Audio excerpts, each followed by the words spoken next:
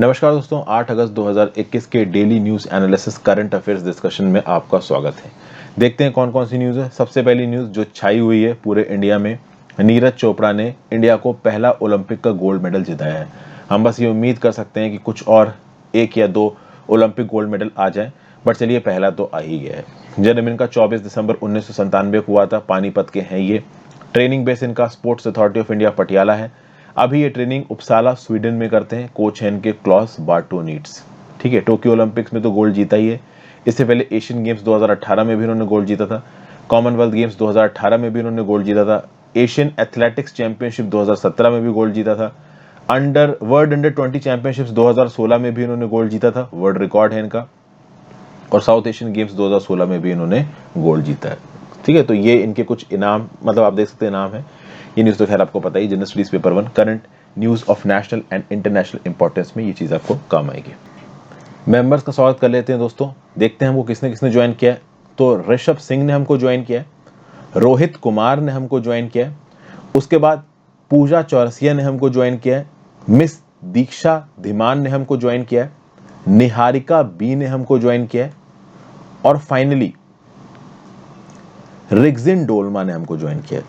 तो Rigzin Dolma, then Niharika B, miss Diksha Dhiman, Pooja Chaurasia, उसके बाद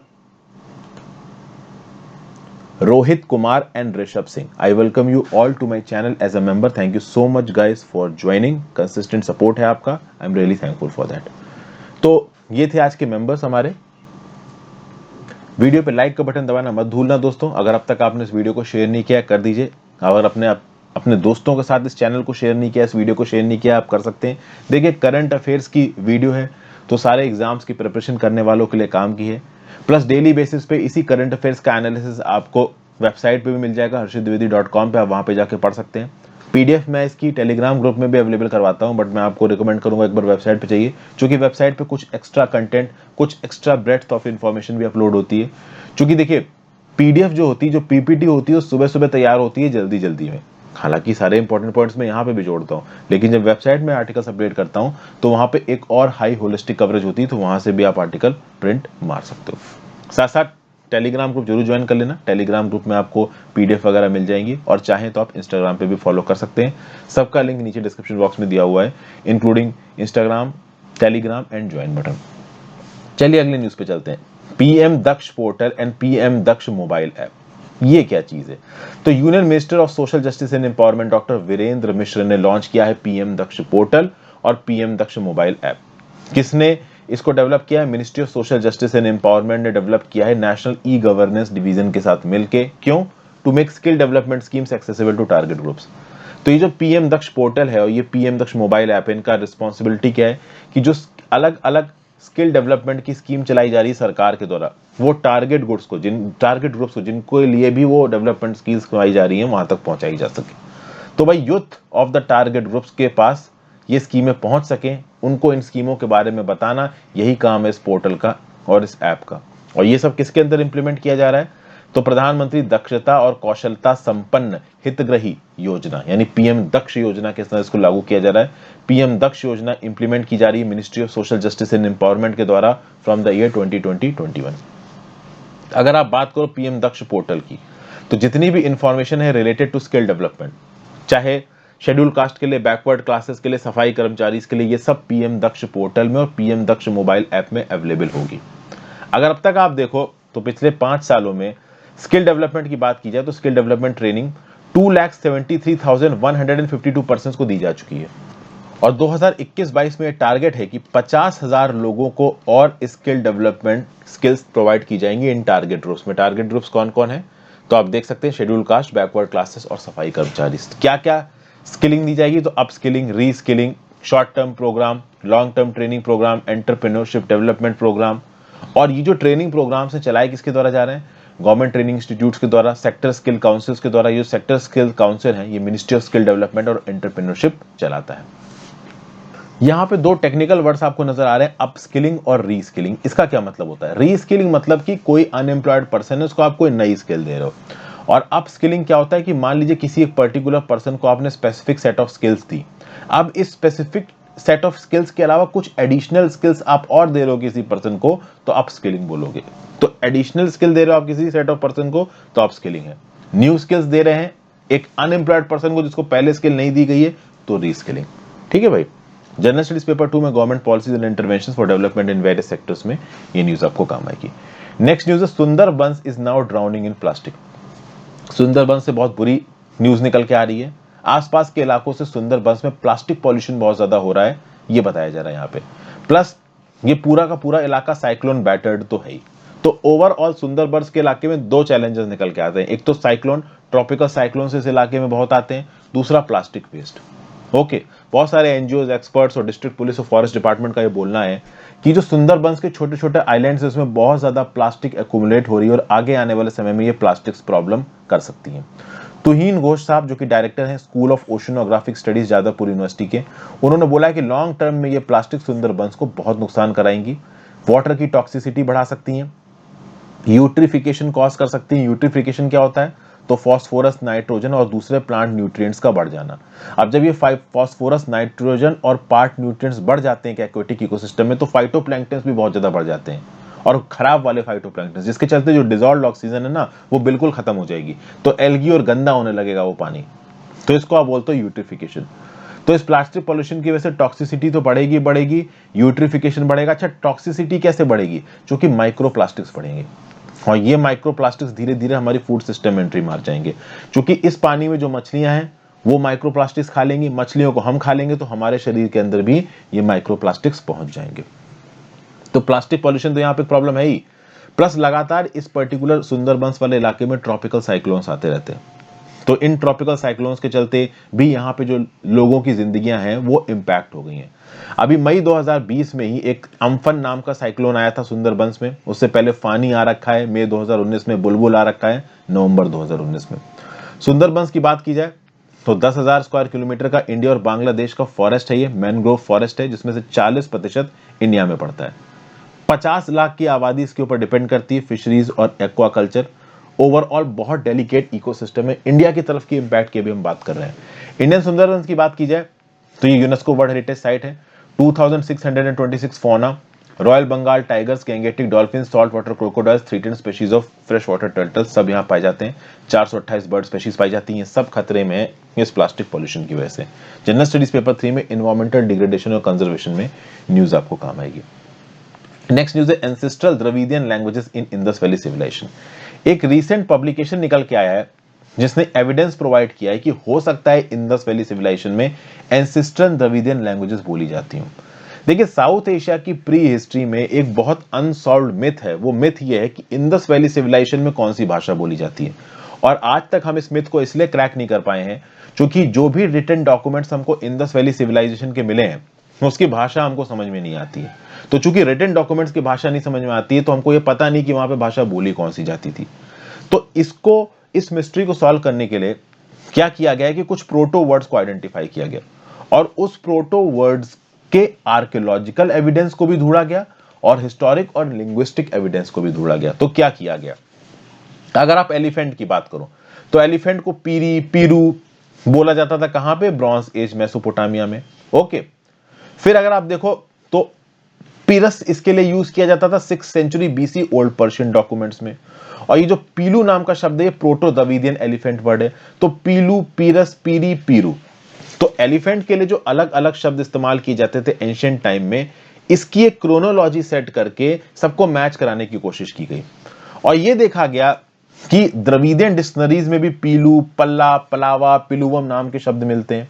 तो ये जो पीलू नाम का प्रोतो द्रविडियन एलिफेंट वर्ड था ये इंडस वैली सिविलाइजेशन में प्रेजेंट था। तो पहले तो ये शब्द हमने देखे जो रिटन रिकॉर्ड्स अवेलेबल है उससे हमने मैच करवाया। दूसरा, हमने आर्कियोलॉजिकल रिकॉर्ड्स को भी यहां पे देखा है। आर्कियोलॉजिकल रिकॉर्ड्स मतलब कि क्या एलिफेंट के साक्ष्य मिलते हैं हमको इंडस वैली सिविलाइजेशन में? तो आर्कियोलॉजिकल रिकॉर्ड्स, हिस्टोरिकल रिकॉर्ड्स और लिंग्विस्टिक रिकॉर्ड्स, तो जो भी इंडस वैली के रिटन डॉक्यूमेंट्स है उनको मैच करवाया। उससे पैरेलल जो इजिप्शियन सिविलाइजेशन के रिकॉर्ड्स थे उनको मैच करवाया। इंडिया में जो द्रविडियन रिकॉर्ड्स थे वहां पे एलिफेंट के लिए जो शब्द इस्तेमाल किए जाते थे उनसे मैच करवाया और इस बेसिस पे पता चला कि हाँ भाई, ऐसा हो सकता है कि उस जमाने में इंडस वैली सिविलाइजेशन में द्रविडियन भाषा बोली जाती हो। हालांकि एक और खास बात है कि इतने बड़े इलाके में 1 मिलियन स्क्वायर किलोमीटर का है इंडस वैली सिविलाइजेशन। इतने बड़े इलाके में एक ही भाषा नहीं बोली जाती होगी, बहुत सारी भाषाएं बोली जाती होंगी, उनमें से एक द्रविडियन लैंग्वेज भी रही होगी, ऐसा यहाँ पे बोला जा रहा है। आज की डेट में भी इंडस वैली वाले इलाके में इंडो आर्यन, दार्दिक, ईरानियन, बहुत सारी अलग अलग द्रविडियन भाषाएं जैसे कि ब्रह्मी बोली जाती हैं, बुरुशास्की बोली जाती हैं, तो उस समय पे भी बहुत सारी भाषाएं बोली जाती होंगी, मल्टीलिंगुअल सोसाइटी होगी और उसमें से एक भाषा द्रविडियन भी हो सकती है, ऐसा यहाँ पे आर्कियोलॉजिस्ट का बोलना है। मतलब आर्कियोलॉजिस्ट यहाँ पे बहुत ज्यादा कॉन्फिडेंस के साथ बोल रहे हैं कि इंडस वैली सिविलाइजेशन के एरा में one of the languages was definitely an ancestral Dravidian language. Indian heritage और कल्चर और एंशिएंट हिस्ट्री में न्यूज आपको काम आएगी। फिर अगली न्यूज है Ladakh glacier retreat due to warming. देखिए लद्दाख का एक पेंसिलुंगपा ग्लेशियर है लद्दाख की जांस्कर वैली में। ओवरऑल अगर आप नक्शा देखोगे ना तो यहां पे आपको ये ग्लेशियर नजर आएगा ओवरऑल इस इलाके में जांस्कर में। ओके, तो ये जो पेंसिलुंगपा ग्लेशियर है लद्दाख की जांस्कर वैली में, ये रिट्रीट कर रहा है। रिट्रीट करने का मतलब क्या, पिघल रहा है। अब क्या है, ग्लेशियर्स का भी अपना खुद का एक इकोलॉजिकल बैलेंस होता है। सर्दियों के समय पे वहां पे स्नोफॉल होती है तो वो ग्लेशियर्स अपना फिर से बढ़ जाते हैं और उनसे थोड़ा थोड़ा जो पानी है वो निकल के नदियों को फीड करता रहता है। अब हो ये रहा है कि टेम्परेचर बढ़ रहा है, तो टेम्परेचर बढ़ने के चलते ग्लेशियर्स बहुत तेजी से मेल्ट हो रहे हैं, लेकिन सर्दियों में प्रेसिपिटेशन कम हो रहा है, तो ग्लेशियर्स जो अपने आप को रीऑर्गेनाइज कर लेते थे, रिक्यूपरेट कर लेते थे, वो यहां पे नहीं हो पा रहा है। ये सब कौन बोल रहा है, तो Wadia institute of Himalayan geology Dehradun. 2015 से Wadia institute of Himalayan geology Dehradun इस बात पे काम कर रहा है। ये एक ऑटोनॉमस बॉडी है under department of science and technology. Glaciology के अलग अलग एस्पेक्ट्स पे ये काम करता है।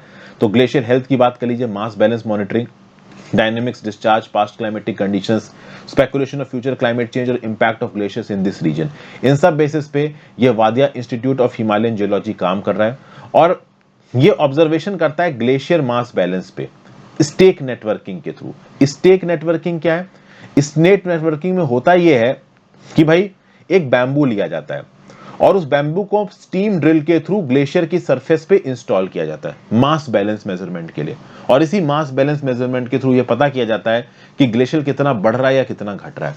अभी के लिए ये जो वादिया स्कूल से स्टडी निकल के आई है वो ये बोलती है कि पिछले 4 सालों में, मतलब 2015 से लेकर 2019 में, ये जो ग्लेशियर है ये रिट्रीट कर रहा है, मतलब कम हो रहा है, इसकी बर्फ पिघल रही है at the rate of 6.7 ±3 metre per annum, या तो 3.7 मीटर पर एनम या मैक्सिमम 9.7 मीटर पर एनम, यानी 3.7 से लेके 9.7 मीटर पर एनम की रेंज से ये जो ग्लेशियर है वो हर साल पिघल रहा है, ऐसा बोला गया in a study published in the journal regional environmental change. Study किसने की है, तो ये Wadia institute of Himalayan geology ने की है।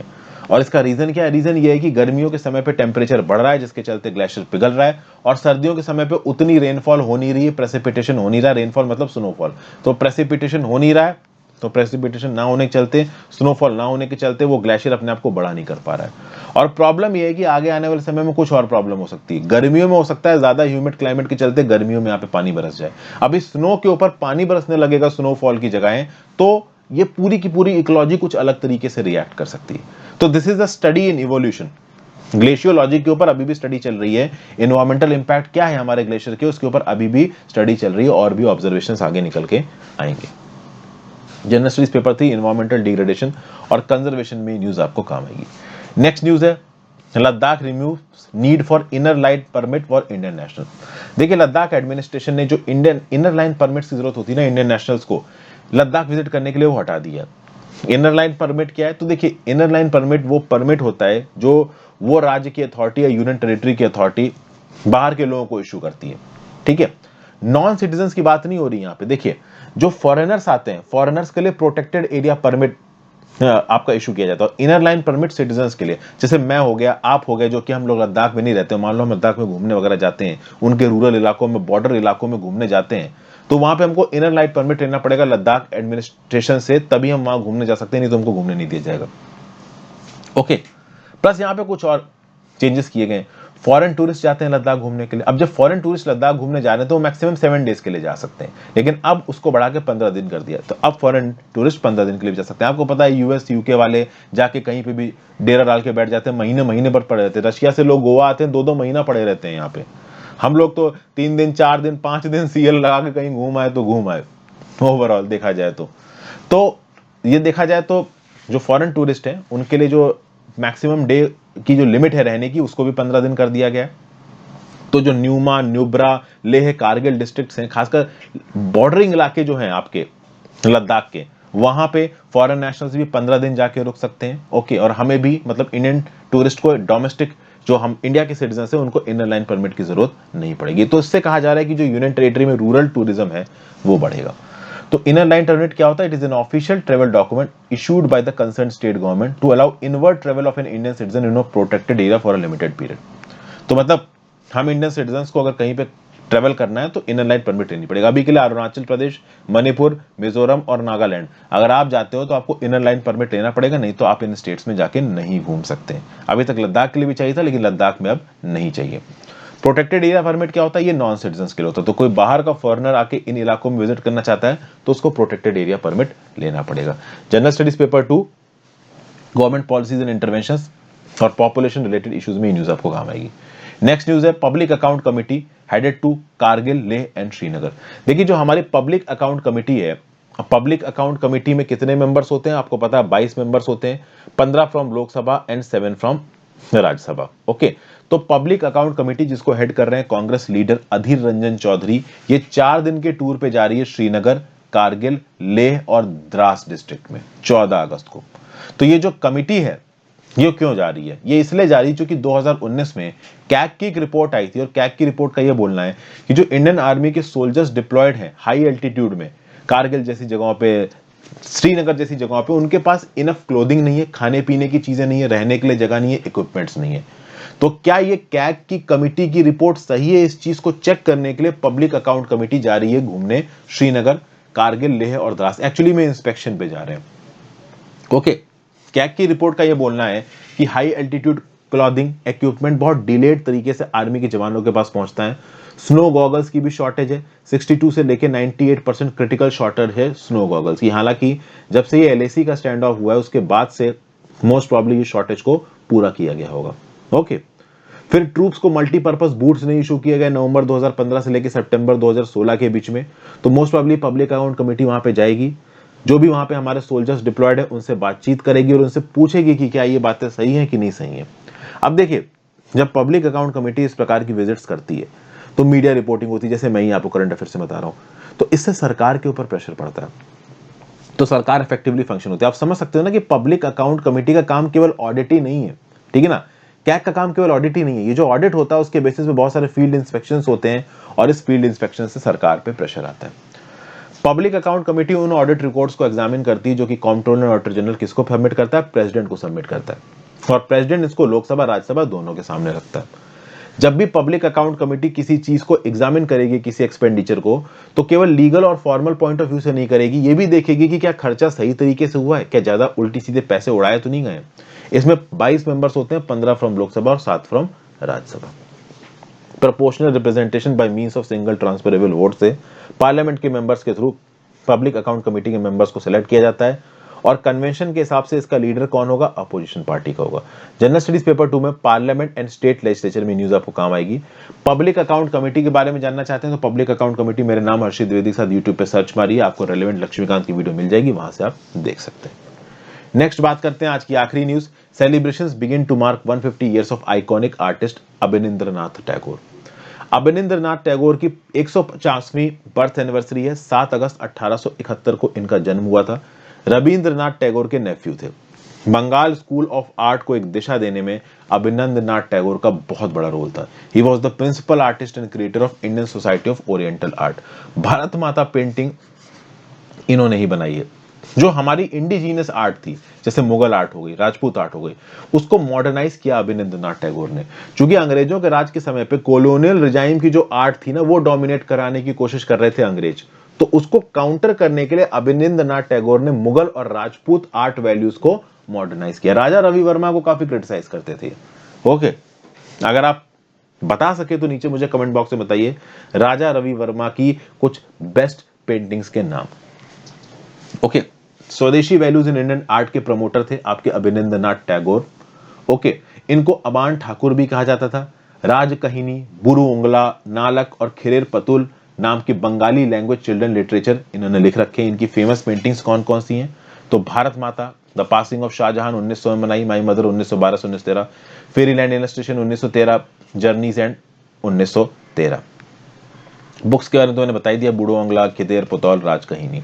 ओके, अच्छा, विलियम रॉथेनस्टीन, ये नाम काफी जुड़ता है रविंद्रनाथ टैगोर के साथ, जो कि गीतांजलि नाम का जो वर्क था रविंद्रनाथ टैगोर का, इसको इंग्लिश में ट्रांसलेट करने में विलियम रॉथेनस्टीन ने काफी मदद की थी। और अरेबियन नाइट सीरीज काम के लिए भी अवनींद्रनाथ टैगोर को काफी याद किया जाता है। General studies paper 1, Indian heritage और कल्चर और modern Indian history from about the middle of 18th century until the present, significant events, personalities, issues में आपको ये न्यूज आपको काम आएगी। Thank you for watching friends, I hope आज आपको काफी कुछ सीखने को मिला हो। अपने व्यू पॉइंट मुझे नीचे कमेंट बॉक्स में जरूर दीजिएगा। अच्छा लगे तो इस वीडियो को ज्यादा से ज्यादा लोगों के साथ शेयर करें। Have a great day friends, good bye.